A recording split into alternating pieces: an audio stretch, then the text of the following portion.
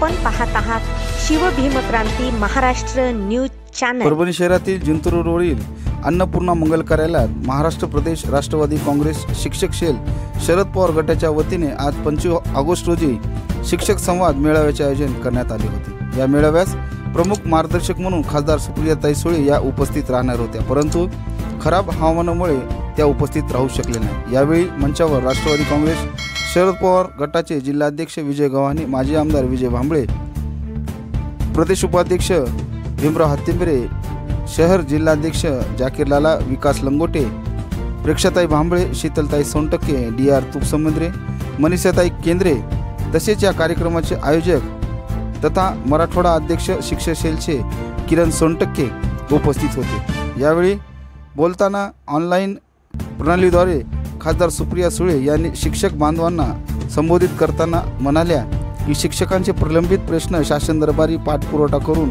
त्यांचे सोडवणूक करण्याचे आश्वासनही यावेळी दिले। या प्रसंगी आयोजक प्राध्यापक किरण सोनटक्के बोलताना म्हणाले की जिल्ह्यातील शिक्षकांच्या येणाऱ्या अडचणीला दूर करण्यासाठी राष्ट्रवादी काँग्रेस शिक्षक सेलच्या माध्यमातून सोडवणूक करून येणाऱ्या अडचणींचा पाठपुरावा करण्यात येईल असेही ते म्हणाले। यावेळी उपस्थित मान्यवरांनी आपले मनोगत व्यक्त केले। मेळाव्यास मोठ्या संख्येने शिक्षक बांधवांची उपस्थिती होती।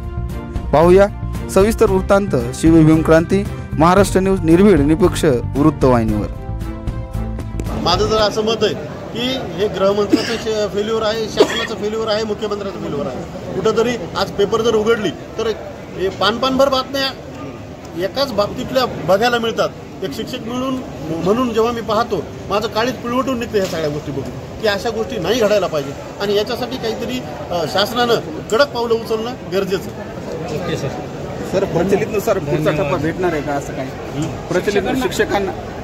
हा, प्रचलितचा जो नियम आहे या अनेक वर्षापासून पेंडिंग आहे। विनोद तावडे जेव्हा शिक्षण मंत्री होते त्यावेळेस पवार साहेबांनी त्यांना फोन करून सांगितलं होतं, आमची मंडळी जेव्हा त्यांना भेटायला गेली होती, शिष्टमंडळ जेव्हा गेलं होतं की हा तुम्ही प्रचलित पद्धतीनं करा, पण ती गोष्ट त्यांनी बाजूला ठेवून अगदी जे 100% लोक आहेत, जे 60% लोक, जे 80% लोक आहेत त्या सगळ्यांना सरसकट 20% आणून त्यांनी थांबवलं आणि आज 2016 साली ज्या लोकांना 20% अनुदान मिळाले ती लोक आज 2024 मध्ये सुद्धा कोणी 60वर कोणी 40वर अडकलेलं आहे। म्हणजे शासनाची देण्याची नियत नाही आहे, यातून हे लक्षात येतं। आता इलेक्शन तोंडावर आहेत, हरकत नाही, तुमच्या स्वार्थापोटी करा, कशापोटी करा, पण आमची प्रामाणिक इच्छा आहे की त्यांनी एकतरी टप्पा आम्हाला यावेळेस द्यावा। निवडणुकीच्या पार्श्वभूमीवर कार्यकर्त्यांना काय आवाहन करणार? आता आम्ही शिक्षक लोक आहेत, निवडणुकीचा विषय आमच्यासाठी महत्त्वाचा कधी नव्हता।